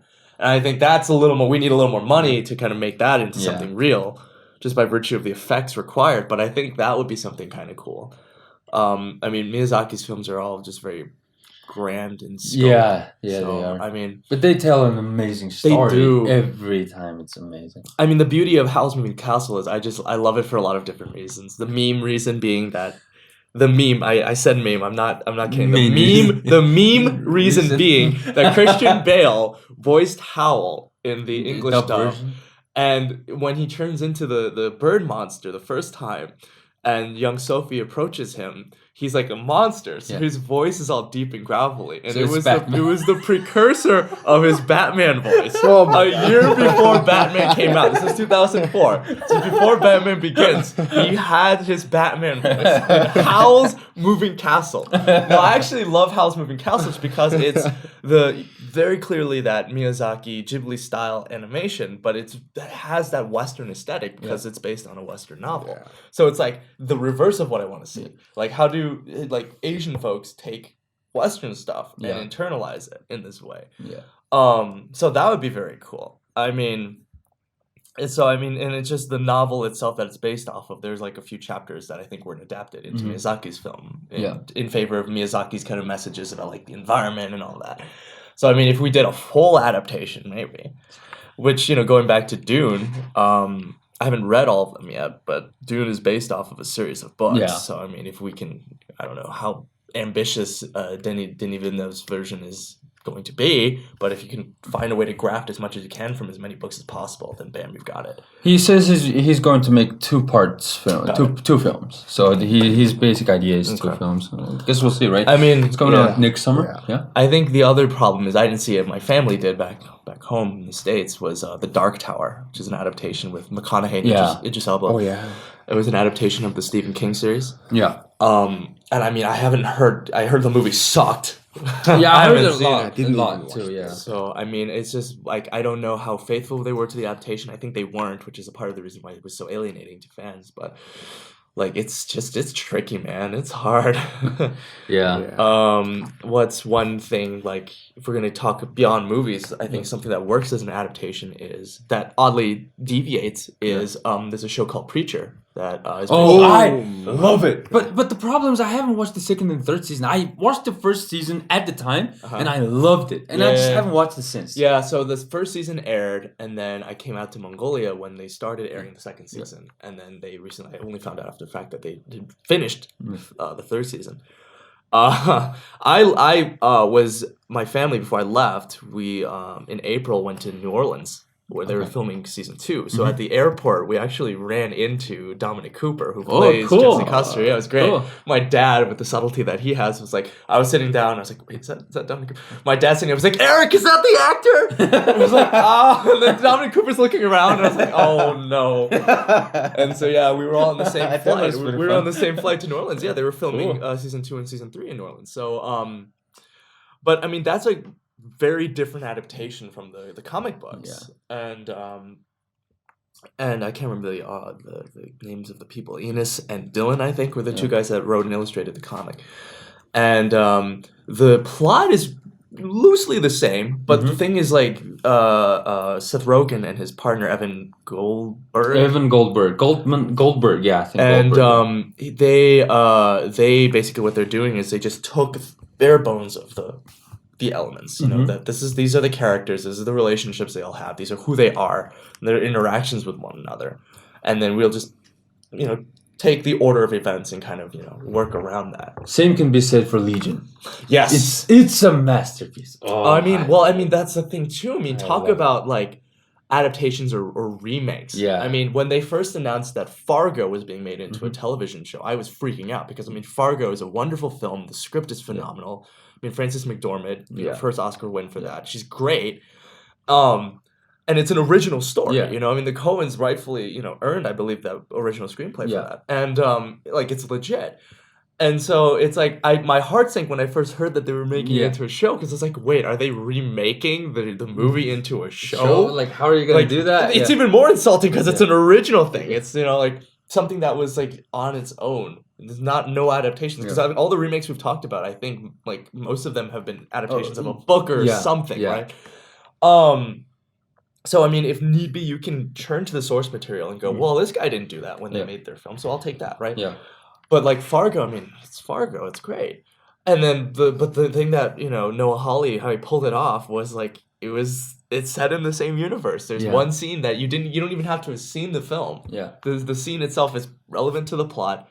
But it's like, if you've seen the movie, you go, oh, that's what happened to this thing. I haven't watched this show yet. That's how it ties into the movie, is like this character who is not at all part of the movie, like just got lucky and found this thing. And like, that's incredible. Like, he had never met the characters in the movie. None of the characters from the movie, like, involve themselves in this show. It's just, the same part of the country. They all talk that way, And then season 2, like, the thing it just built upon itself in this organic and brilliant way was like season 1, Keith Carradine's character is the father of one of the main characters, and he keeps referring to this like case when he was a police officer, and he's like, oh yeah, it was real bad. We had all these, it's like so many bodies. It's so false. So he just keeps saying this place in the country. And season 2 takes place when he's a young man responding to this case that he kept talking about in season 1. So it's like, it's building on the first season. It's not building on the movie. Like, it's like you build on it that way. And it's just, that's really clever. Awesome. Yeah. So it's like, it's really smart. And, season 2 was really well acted. You have Patrick Wilson, King Orm, or Prince Orm, I guess, is, and I mean, like, he's really great as a young version of Keith Carradine. You look at them side by side, they actually kind of look alike. Like, it's just solidly done. And then, Legion, I haven't seen season 2 yet. But I mean, Legion, I think it's just not just about the story, the ideas it presents and questions, just from a filmmaking perspective. Just from a filmmaking standpoint, it's a masterpiece. The sound design, the looks of it, the production design, the cinematography. It's what do you call it? Eye candy. It's just amazing. The American God is like that. Yeah, I mean, that's a great one too, where you have like, Gaiman's books. There's a series of them. I haven't watched the first season, but I mean, I've heard that, it's a pretty... Dadko watched it, right? I watched the first season and I read the book. So, Well, it's kind of different, and then they're kind of changing it. Right. I mean, so it's very much like Preacher, kind of, where they just kind of pick and chose. But I think that's great. I mean, like, especially if it's a TV show, you can kind of afford to do that. Yeah. I think you can be kind of practical about like budgeting, and in the case of like AMC, less so. I think American Gods is like Showtime or some premier cable channel, so it's like HBO, so they can have however much nudity, and better budget too. Language, they have that. Whereas AMC, it's more restricted. You can't be as graphic as you want. So I mean, you work with those restrictions, and you kind of go, well, it's a TV show. We have the luxury of time. Yeah. And like, so you can focus on the characters and the story. Yeah. So if people like that, then we can start getting into the real deep side of the plot. I think that's why it's really hard to adapt a manga, because the manga is really big. It's really continuous, big story, and you can just pick and choose, and like you can do that because I don't know of any successful manga adaptation that's ever been done before. I mean, okay, well, the Japanese, I guess, have it pretty good. And so there's what is the name of the fucking thing? A few years ago, I was interning for the Japan Society in New York, and they have their annual film festival. And that year, they were screening 2 manga adapted films, and the movie was based off of this limited run manga about these 2 kids who want to be manga writers and artists. Bakuman. There we go. That's the name. And they made a live action adaptation of it. And it was like in like 2 hours able to condense the entire plot of this thing into something that actually kind of worked. And so I mean, it's like, you know, I think it's if you have like limited things going. I know very recently, 2 years ago, there was a lot of hubbub about in the wake of Ghost in the Shell. The Japanese were like, well, here's the deal, we're gonna make Full Metal Alchemist. Oh, that looks horrible. I watched it, but I've heard it was pretty bad. The Japanese were like, But that's the funny thing though. The Japanese box office is always so fascinating. Like you hear like this Japanese film topped the box office made like 1 billion yen, but you have to realize that the Japanese economy, the yen's kind of weak, and like so it's like in Japanese they don't have a lot of people, so it's like everybody's going to see the same movies basically. Every movie that comes out, it's very funny. But I mean, like Full Metal Alchemist is one of those things where actually I think it would have served better to import it to or export it to America. Yeah, I think that like it would have benefited from I would love to see Full Metal Alchemist as a Netflix show. Maybe with 4 or 5 seasons, because the Brotherhood version has 64 episodes. I mean, when that's the manga. It kind of works as 2 or 3 seasons of storytelling when you watch it continuously. So I would love to see a Netflix version of it where with, I don't know, 4 maybe seasons, you know, just extend it a bit, like explore the characters and the ideas a bit. And that would be lovely. Like, I would love that. Yeah, I think definitely, well, I mean, you know, manga itself is just, you know, the idea of it in the West kind of died out. But I mean, manga is a serial basically, right? I mean, every week, every month, you have a new chapter. Yeah. And like Charles Dickens' books back in the day, right? That's how they were published the same way. You have a chapter a week or a chapter a month. So, I mean, when you have stories told like that, it lends itself really well to being made into a TV show, you know, because every chapter ends with a fucking cliffhanger, right? Yeah. You know, you have... Dadko knows mangas much more exactly, than right? I do. So you know that's how it is. Like every chapter ends with something enticing to keep you going. So I mean, that's how it is. So it really does lend itself better as a TV show than a manga. My gripe is that Hiromu Arakawa, the creator of Full Metal Alchemist, the whole point of her story was it was this analog, this alternate universe, like interwar Germany, you know? So like the ethnicities are all kind of cobbled together, but the main core, they're like this Aryan types, blue-eyed guys, right? And then around it, you have guys that can double as like ethnic Indians. You have, you know, ethnic Chinese. Like you have all these different groups. So that in and of itself lends itself to what Shyamalan tried to do with like Avatar: The Last Airbender, where you have actual identified ethnic groups. You're not like assigning them yourself. Yeah. But then the thing is, the Japanese kind of like I feel is a missed opportunity is like you actually have these people that are this race and they can represent these groups. Yeah. And it's like it's a little more compelling. It's a little more real, you know. Yeah. And like it's one thing like Ghost in the Shell, right? Her character's name is a Japanese one, right? Motoko Kusanagi.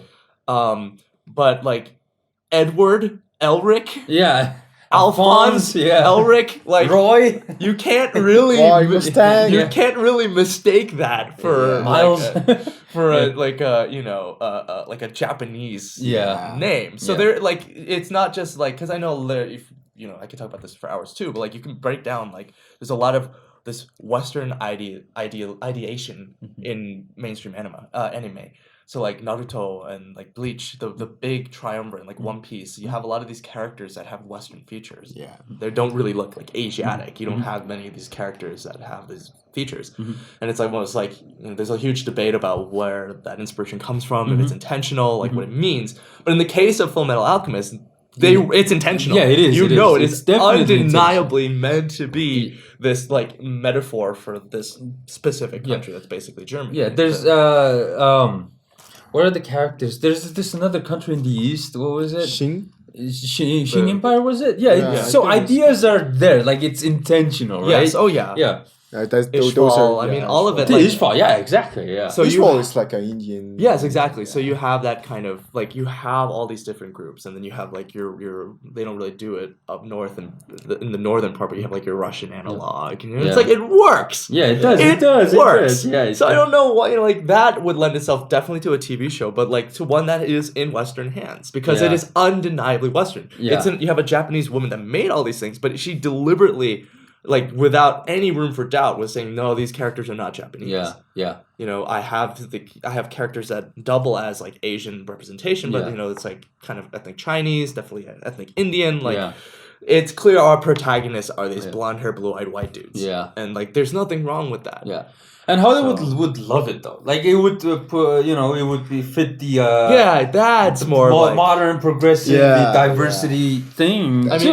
well, right? beyond Like, that, I think it's just a fun story. Yeah, like it is. It's visually kind of cool. Like you Yeah. have a dude like the walking suit of armor. That is already kind of striking.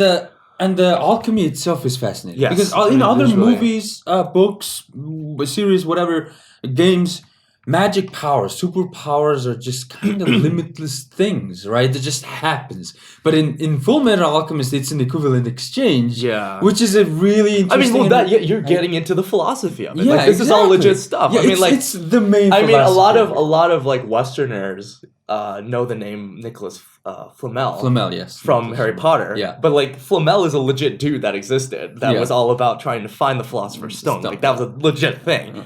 I mean, I wrote like a goddamn paper in college about not like the anime or the books, but like about just how, like modernist interpretation of that shit, right? So like it's a legit thing.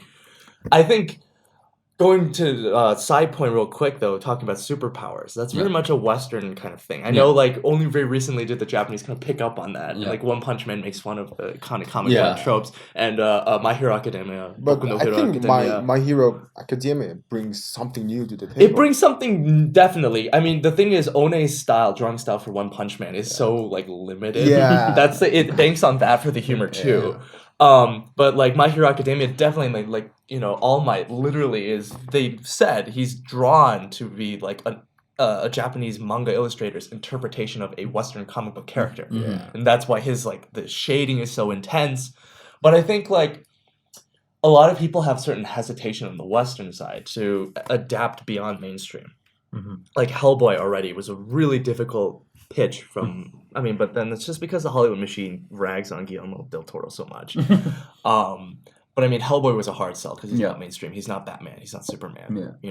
And it's You don't- weird. Yeah, exactly. I mean, he's a dark horse. Literally, that's the imprint that publishes Yeah, him. But there's this great comic book series. It's not like the best writing in the world, but the premise is perfect, and it's called Irredeemable, and it's about this Hellboy story. Huh? Yeah, is it? No. Hellboy It's a story? separate. It's a separate comic series. Okay. And it's about this superhero, like your Superman equivalent, who basically just snaps and kills like half the population overnight. Okay. And he's just like he's killing his former like Justice League comrades kind of thing, and he's just gone rogue, and nobody knows why. And it's like the issues are trying to break it down, and they're going like, okay, like there was this thing when he was a superhero, like things happened, and there like children died, and he thinks it was his fault, and like all these like things happened. Like he had a girlfriend who, when he revealed his secret identity to her, like she rejected him. Like there's all these interesting ideas that kind of try. I'm not gonna say they pull it off, but they try to like turn hero tropes on their side. And it's like that I think is worth trying to adapt into something, TV show, movie, whatever. I think that is worth it because it's not mainstream. It's like Hellboy, but it deals with in different ways than Hellboy does, which Hellboy has that like religious laden kind of that imagery. Yeah. There's a lot of that going on. But with Irredeemable, it's cut and dry. That it's like we're just taking like our Superman character, we're changing his name, his appearance, and what if he just snapped and we don't know why? I think James Gunn is kind of producing He's a version producing of that. kind of A version of that. I think that's Small more indie version. From my understanding, it's more of like a supervillain origin story. Yeah. But the deal with this one is like for like 10 years he was a superhero, and so he gained the world's trust, and then something happened where he just decided he hated humanity and wasn't worth doing it, and then it gets all nuts and crazy, and like aliens are involved and shit. But there was like a parallel story that ran with that called Incorruptible, and it was about a former villain of the guy who's now this genocidal maniac, and he was a supervillain who like was like Luke Cage basically. He needs to sleep like 1 hour every day, and then he does like iron skin basically. And when this guy goes insane, I can't remember the superhero's name. When he goes insane and he like snaps, this guy decides to just become a superhero. Okay. So he's in San Francisco, and there's this like shady, morally gray cop in San Francisco, and he's like, "Hey, I'm a good guy now." And they basically go on a road trip, and he comes up with this like it's pretty cool, and the stories start to kind of intertwine. So I was like, if they're gonna make an adaptation, this would work as like a Netflix kind of thing, where we start with Incorruptible, and then we get to a few seasons in, and then we start doing.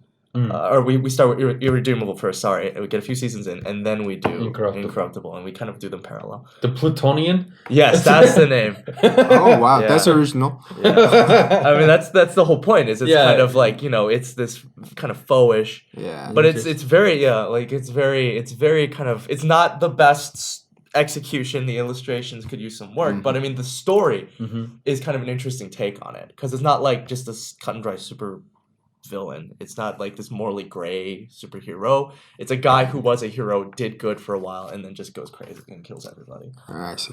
Awesome. That's interesting. Talking about adaptations, there are a few more that I kind of want to mention here. They're adapting Isaac Asimov's Foundation series into a TV series now. Okay. Have you read them? I haven't. Okay, I haven't read them, so I just thought you might have read them. But Apple is making a TV 10-episode series. Apple is There's so many people entering the streaming game. Yes, woodworks. Yeah, Disney has invested so much money into their service, which hasn't started yet. Disney has it. HBO already has it. DC has started with the Apple Titans. is doing it. Netflix. What is Hulu. that your favorite TV show with that sci-fi with the belt and the Mars and Earth? Like the one I watched? Yeah, The Expanse. Have you heard? Oh yeah, I've heard good things about that. I haven't watched it. I love it. I love it. Yeah, it is adaptation, right? Yes, it is an adaptation. The book is ongoing. It hasn't finished yet. Yeah. There are two guys write the Sounds like Game of books Thrones. under the name of James Ace A. Corey. That's their pen name. That's cool. But That's really cool. I think how many books have they read? I've read the first two books because I don't want to because the series is like the first season is the first book, but the 80% of it, and then the second season midway through it they finish this first book. So it's kind of like that. Oh, so okay. I don't want to read the books first. I don't want to spoil myself. I just want to watch the show and then read the books. It's great. The Expanse series have 7 books as of right now. The 8th one is coming out this March. I've read the first 2 books. It's great. It's great. The people are calling it Game of Thrones in space and everything, but it's not that well made, of course, because the budget is much lower than that. But it's set in space. It's a few hundred years into the future. Humanity have colonized the solar system. People live in Mars, Earth, and the Belt. Or is it called Orion's Belt? Is it? I mean, there's a. I think it's called the Orion's Belt, and it's there are different nations, kind of like Earth is one nation, but then Mars have a different identity and different military. That's really cool. Yeah, and then the Belters are basically the equivalent of a third world nation, kind of like that. They're poor. Mars don't care about them. Earth don't care about them. They're poor. They mine the like materials. Materials from space. That's and cool. That's really cool. Yeah, and Mars are military. Yeah, they're military. But the story is not about the war and everything. It's about politics and the characters struggling through the politics of it all. And then there's an alien element of it, but nobody knows what it is. There's this what do you call it? A thing, just this alien thing comes into play during the story, and nobody knows what it exactly is. It turns people into monsters, kind of thing, but they can't control it. They want to use it for military purposes, but they can't control it. They don't know what it is, and it's just like a whole lot of crazy thing going on. It's great. I love it. It's called The Expanse. And I've heard pretty good things about that. and it was on Sci-Fi Channel in the States, but then Sci-Fi canceled it. It was revived, right? Somebody revived it. By Amazon. Yes, okay. they're making the first season as of right now. Okay. It was one of the greatest fandom action or whatever you're gonna call it. Like save a show. Okay, The fandom, what the fandom did after it was canceled, right? So it was canceled while the 3rd season was airing, right? Right. And the fandom was so loyal and dedicated that they started a GoFundMe, and also they started a new Facebook group, which I'm part of also. Okay. And then they've used the GoFundMe budget, which was I don't know $50,000 or something, and then they used that to fly a plane over a Amazon HQ every lunch hour for a week, asking them to pick up the expense. And there was this insane. Comic-Con kind of event that was happening a few weeks after that, right? And the cast and the creators of Expanse were attending it, and Jeff Bezos was too. And then on stage, Jeff Bezos was just part of nothing related to the unrelated to like, the Expanse thing. And he on stage announced that Amazon had picked up the 4th season, and the cast went crazy. Like they didn't know about the thing. Like they Oh just my God. they just knew that it was canceled, and they were sad. But on stage, Jeff Bezos announced, and it was just Yeah, amazing. speaking of canceled, like Daredevil and Netflix and Marvel shows Netflix are just flipped out on Marvel. I don't know what happened. I think it was. I mean, I don't know. I don't really care enough to research too deeply. I think it was some creative stuff. I think it was also like the viewership had declined because season 2 for Daredevil, for example, was just kind of there was too many cooks. There was a lot of things going on. So it was a They step added down. they released the stats for the 3rd season, and it was the second most watched show on Netflix during that time. And then I think the reason they were canceling it because Disney want their stuff on their own streaming service, which is coming out this fall, that I explains believe, it, right? Disney Plus. And they're being tough on them with the contracts, Right, the Disney's money. hard on a lot of So people. Netflix is like, no, let's not just do it. You know, like if we're doing it, we're gonna do it our way, Right, or exactly. not. Yeah, that's no. fair. That's a So fair. I think that's what happened. Man, that's crazy. If to go back to remakes though, you're talking about The Expanse. It reminds me loosely. I haven't watched The Expanse, I would know, but there's an old show from the '90s called Babylon 5. And it was created by a guy named J. Michael Straczynski, and it was about this space station in the far reaches of space. And basically it was like this hive of different aliens, and like there were diplomats and stuff, and there was a lot of that going on, and it ended right when the war on terror was starting to pick up. And so they had this war element too, and it's just kind of it'd be interesting to see how far we've come, if they would remake that somehow. I don't know. I don't know. The show had a clear end in mind, and it ended. So, but I mean that'd be kind of fascinating, I think, to the alien diplomacy or whatever, I think Star Trek, there is a fan-made miniseries called Star Trek Continues, and it was based on the original 1960s show. So they used their budget and crowdfunding. Yeah. I contributed to that. Nice. And they recreated the original 60s set. Yeah. And the costumes, and they got like actors that kind of look close enough to the original cast. And they wrote their own episodes to basically say, like, because the original 60s show with my university's greatest alumni, William Shatner, with the original Shatner show ended in the 60s, it just kind of ended. Okay. And there was no kind of resolution until, 11 years, not 11. Yeah, just about 11 years later when they made Star Trek the Motion Picture. And so this show in basically like 12 episodes is going, well, what about that last episode in the 60s? Yeah. How do we get from there to the 79 Motion Picture? Oh, okay. And so they kind of just came up with these different episodes, and they had their little plot lines that they revisited from the original show, and it was pretty clever, Awesome. And like, that's kind of a cool, like they did it not for profit. They couldn't because or else they would get sued up the ass. But I mean, like that's kind of a cool idea of like this brave new world we live in, where you have fandom that makes something. And you kind of were deciding with The Expanse, the fans, the devotion they have. Yeah. You have fans devoted to these things so much that Yeah. they're willing to do these things, to fill in the gaps as they see fit. And the beauty of the episodes that they put them up online for free, is like it has that feel. It's shot in the old 60s aspect ratio. Like the coloring is like all, kind of glossy. The lighting is great. Like they really worked hard to recreate that aesthetic of the 60s show. And that's phenomenal. But I think, there's this fine line between people in power indulging their fanaticism and then people, doing this without kind of interference, because what the fuck is up with Rogue One and The Last Jedi, right? I mean, like, those are fan films. Yeah. They're written by people that clearly adore Star Wars. Yeah. But, I mean, I was just thinking about it on the way here, like, Rogue One, if it wasn't a Star Wars movie, it's basically like a spaceman Saving Private Ryan. ending at all. More or less, yeah. You know, like, but it's just like, you know, it doesn't offer anything new though. It doesn't offer really any intense, deep substance. No, it doesn't. It just says, "Oh, it's Star Wars." Yeah. You know, and then my dad can, you know, flip out and fanboy for in his midlife at Darth Vader killing a bunch of rebels, you know, because they're like it's lightsabers.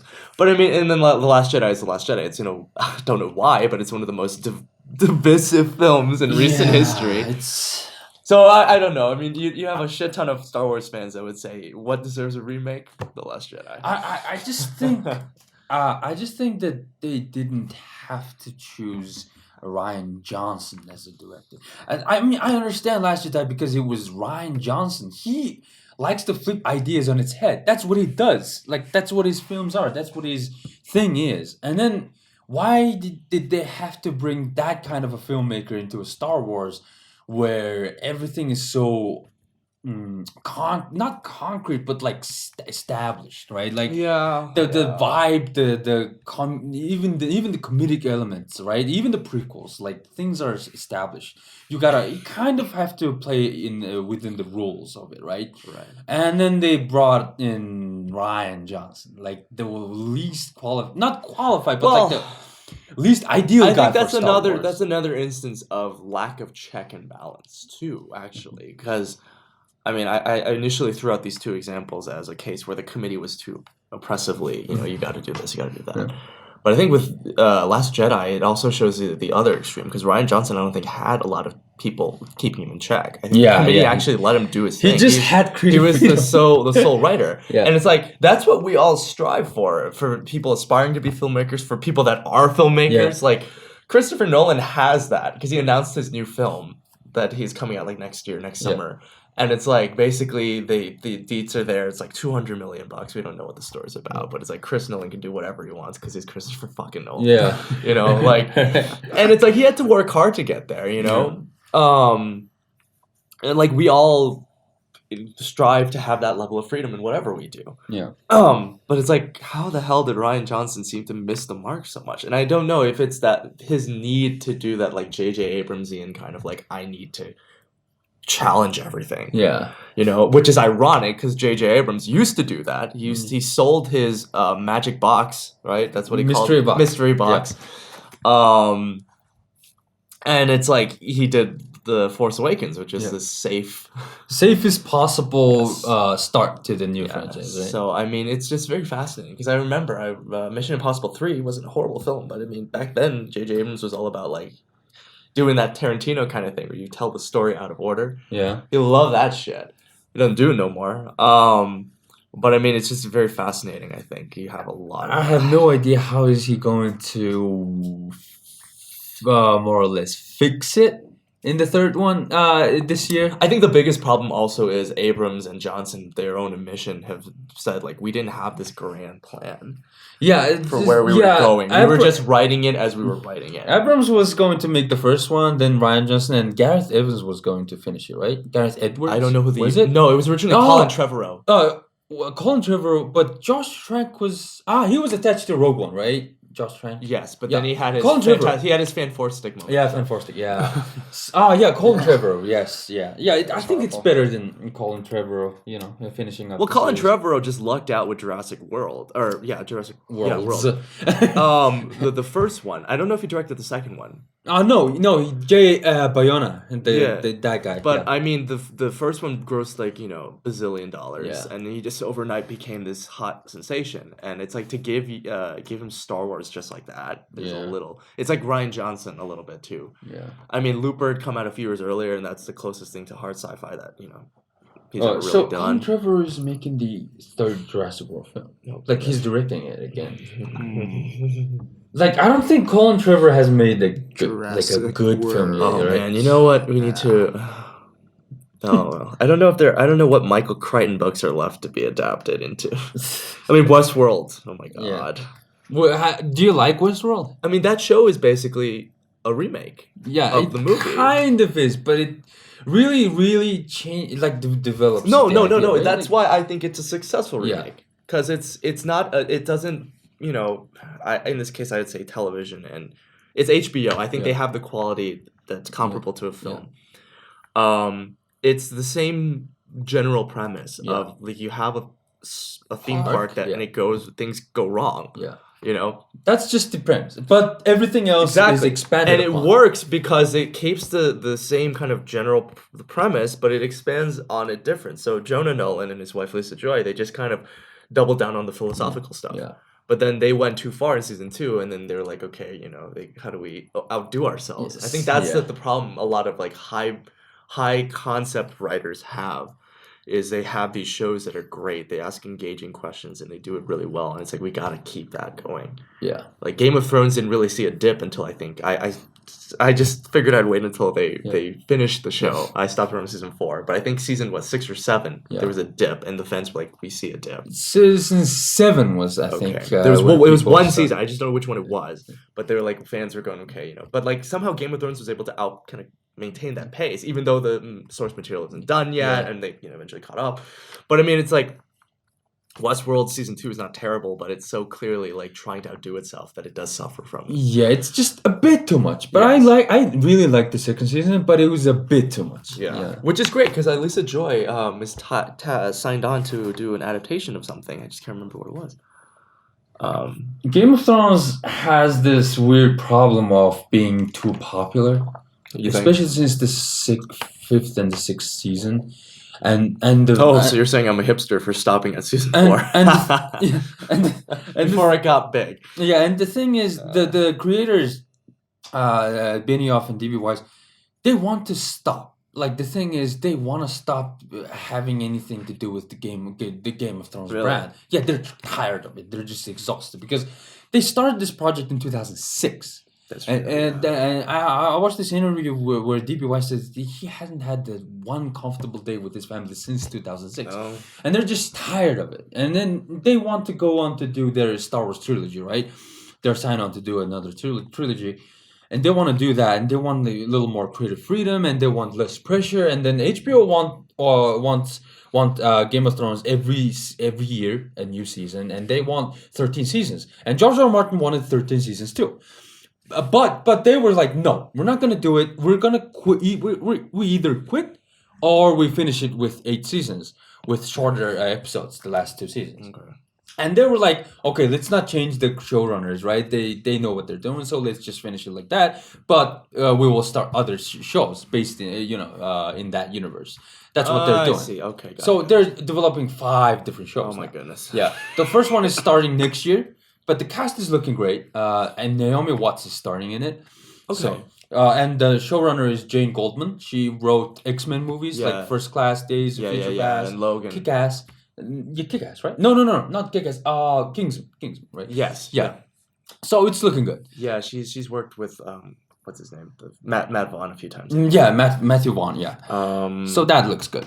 Okay. All right. So we'll see. I guess we'll see. And like a lot of book readers hate the the 7th season and everything, and a lot of fans hate the 7th season, the 5th season's breakdown. But the thing is, I understand the problem with with me is that I study things, right? I study how they're made, how the industry works. That's what I'm trying to do. Mm-hmm. That's what I'm trying to be professional at. I'm not there yet, obviously, but that's what I'm trying to do. But when you do that, you kind of understand why the decisions that were made, right? Yeah, I think that's one of the most illuminating things you can do. Yeah. That's why I would encourage people to whether it be film or whatever, if they have this passion, no matter how serious or important or life-changing it can be. Like if you're into it, like really study it to see the behind the scenes stuff, how it breaks down there. Yeah. Because there's a lot going on always. I mean, some of the greatest things crash and burn because of that. I mean, I would say, going back to remakes, a lot of the movies by Elaine May should be remade. Mm-hmm. The biggest one being her film she did with Warren Beatty and Dustin Hoffman called Ishtar, which came out in the 80s. Okay. And that film was a massive flop. It was a big budget film. And Elaine May is known for being very kind of flippant with her film. Mm-hmm. So she had like all this B-roll footage that she wasn't using. She was going over budget and everything, and the film just bombed. So that's a film you remake. You know what I mean? Like if you have to remake a film that's already been done, like okay. So our time is up. Okay. So we talked about I think a lot of things today. We it was interesting, right? Like I think we talked about everything we wanted to talk, that we planned to talk about, and also some more. Yeah, we went all over the place. Yeah, it was great because originally the plan was to do 2 episodes of, I don't know, 30, 40 minutes, but now we have run to over 1 hour and 45 minutes, which is awesome. I love that. So we love that. So do you have anything left to say, or before we finish, the ideas that you were thinking about, or like anything? I mean, okay, let's just end it with a question. What film are you most looking forward to this year? Let's just say this year. Yeah. Boy, this year, I don't know any films that are coming out this year that I'm really looking forward to. I don't know, episode 9. Oh yeah, that's right, that's coming out. Maybe Endgame too. Oh yeah, and Endgame too. That's right. I completely forgot about all of that. I guess I'm just swept up in the award season that's currently unfolding. Yeah. That's why I guess those are the conventional answers. There's no like indie film. Oh, I guess I don't know when it's coming out. Wes Anderson has a new movie, a music. Oh yeah, the French musical thing. I don't know if that's coming the out cast this is year, amazing. Yeah. But I mean it's Wes Anderson. It's not a massive budget thing, so Yeah. I'm looking forward to that. Yeah, I mean, I guess for last comments about remakes is I was telling you guys before that Remakes. By the way, It Chapter 2 is releasing. Oh this yeah, year. that as well. Yeah, Yeah, I totally is forgot Carrie that. is, Yeah. was Carrie Fukunaga was attached initially. But he Yeah, dropped it. initially, but Andy Muschietti finished it. Okay, yeah. He filmed it. Yeah, I think it's called The French Dispatch, the Wes Anderson. Right, one. okay, and yeah. it's apparently coming out next year. Mm, Yeah, that's what it says on Alright. IMDb. I don't know about 2019 then. What movies? we got? There's a Quentin Tarantino film this year. Oh yeah, there we go. That's it. Yeah, Once Upon a Time in Hollywood. I want Yeah. to see that. That looks good. Weird. Such a weird. I just unpopular opinion. I think Jackie Brown is probably his most grounded film. I think it's Grounded. Yes, I think it's his most would agree. mature film. I don't know if it's his best, but it's up there. Just because I want to look at him beyond that. Kill Bill is probably one of my favorites of his though. For me, it's Inglourious Bastards. Yeah, that one's love it. that's. I mean, it's a hard sell. I mean, he pulled off what coming from the Asian side, like we want to do is have these films that are comfortable in the Asian language, but you also have these guys that are speaking in English. Yeah. So you have Christoph Waltz ties the whole thing together because he's Yeah. fluent in English, German, French, Italian. and Italian. He knows all these languages that are relevant to the story. Yeah. So I mean, it's just like it just works because of that. And Yeah. Django's fun too because it's Christoph Waltz again. But I mean, oh yeah, that's right. Quentin has that film coming out. Oh, I know. There was talk that he was going to do a Star Trek film, which would be. Yeah, it was shelved. I know. Yeah. I think they shut that all down. Yeah. Star Trek's falling apart. And John Wick. John Wick, yeah, that's coming out. I don't know. Yeah, now that these are movies I wasn't thinking. Wonder Woman 84 is coming out this year, I think. Yeah, it is this year, right? Is it? Yeah. Which I I'm forgot. so sad about. I know they're doing the 80s thing because of Stranger Things, which Yeah. is also coming out Yeah. this, I think, summer. Oh yeah, Yeah, this summer. Yeah. Yeah, July 4th, yeah. But my thing is, I made the joke when I saw Wonder Woman, the Patty Jenkins' first one with Gal Gadot. I said, "Oh, you should have the sequel set in the 70s. And the backdrop is Vietnam War because that's when the Linda Carter show took Yeah. place. Yeah. So then it should have been Have Wonder her Woman do a 74. Yeah. It was like, oh, you guys. So my heart broke. I was And like, oh. God. There's another film I'm looking forward to. It's coming out this year on August 9th. We'll probably won't have it in theaters, but it's Ari Aster's second film. Ari Aster made Hereditary. Oh, It was okay, his got it, first got it. ever Yeah, film. yeah. Ari Aster, his Is this second a horror as well? Yeah, it is horror. Okay. So his second film is coming up this summer. And Speaking of horror. Us. Yeah. Yes. There we go. Yeah, Jordan that looks Peele's- amazing, yeah. Just follow up. That's good. Yeah. So I'm looking forward to that. Okay, so let's end it on that note.